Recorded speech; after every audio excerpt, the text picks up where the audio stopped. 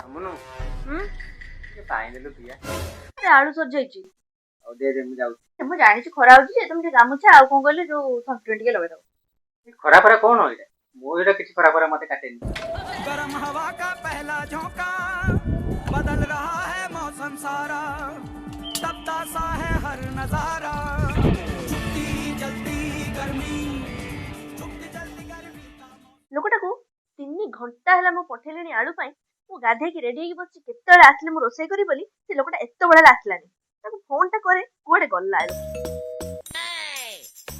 ଆରେ ଆରେ ଆରେ ଆପଣ କି କଣ ଘରକୁ ପଚାରୁଛନ୍ତି? ମୁଁ ପୁରା ମୋ ଚିହ୍ନି ପାରୁନୁ?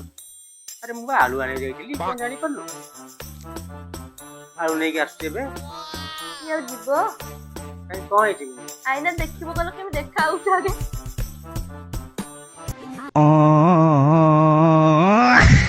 ଆଳୁ ଆଣିଛ ନା ନାଇଁ? ଇଏ ଆଳୁ ନା ବାଇଗଣ?